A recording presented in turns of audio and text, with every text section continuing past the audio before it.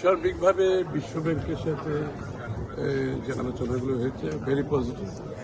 বিশ্ব ব্যাংকের প্রেসিডেন্টের সাথে যে আলোচনা হয়েছে ভেরি পজিটিভ, এবং অন্য যে ইস্যুগুলো আমাদের ইলেকশন ম্যানিফেস্টোর সাথে অ্যালাইন্ড করা হচ্ছে এবং এই ব্যাপারে কোনো দ্বিমত নেই। এবং IMF এর বিভিন্ন উইংস, IFC সহ আমাদের দেশে যে ব্যাংকের যে সমস্যাগুলো আছে ওগুলোতে তারা রোল প্লে করতে চায়।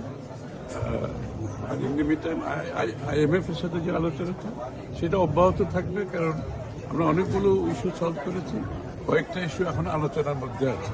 সেটা আমরা আগামী 15-20 দিনের মধ্যে এই ইস্যুগুলো আলোচনার মাধ্যমে সমাধান করার চেষ্টা করছি।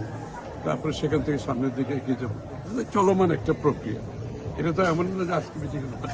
যেগুলো এখন আনরিজলভ রয়ে গেছে ওগুলো আমরা আলোচনা চলবে, এটাই সিদ্ধান্ত হয়েছে, এবং সেটা আগামী 15 দিন পরে আমরা আলোচনার পর আমরা সিদ্ধান্ত নেব। তবে আমি মনে করি সার্বিকভাবে যে সবাই মোটামুটি বিএনপির নির্বাচনী যে স্ট্যান্ডটার সাথে অ্যালাইন হয়েছে, এর মধ্যে সমর্থন আছে। কিভাবে এটা আমরা বাস্তবায়ন করবো, এখানে যে সমস্যাগুলো সমাধান করবো, অ্যাপ্রোচটা কি হবে, এটা নিয়ে আমাদের মধ্যে আলোচনা চলছে। স্যার জাস্ট একটা কোশ্চেন স্যার, মিনওয়াইল স্যার নেতিবাচক একটা খবর ছড়াইছে কোনো মাধ্যম যে IMF না বলে দিচ্ছে, এইটা স্যার একটু আপনি ক্লিয়ার করুন। যারা IMF না বলেছে তাদের উত্তরটা তাদের দিতে হবে, আমি দেবো কেন? আমি তো জানি যে এই ধরনের কোনো আলোচনা এখনো ওই জায়গায় আমরা যাইনি।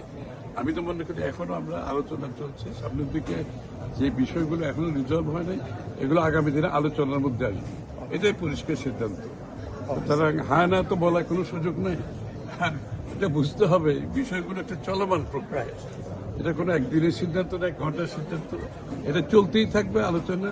এই 15 দিন পরও আবার আলোচনা চলবে, তারপরেও চলবে।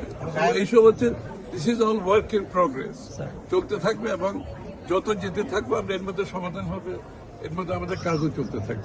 এক্সটেন্ডেড ফ্যাসিলিটি আমরা যেটা চাচ্ছি আশা করছি সেটা আমরা পাবো স্যার। অবশ্যই আমি তো বলছি যে সবাই মধ্যে একটা পজিটিভিটি আমরা দেখতে পাচ্ছি। বাংলাদেশ নতুন সরকারকে তারা সমর্থন দিচ্ছে, নতুন সরকারের যে ম্যানিফেস্টো সেটার প্রতি তারা অ্যালাইন হয়েছে, এরপরে তার বলার কিছু থাকে না। Thank you so much.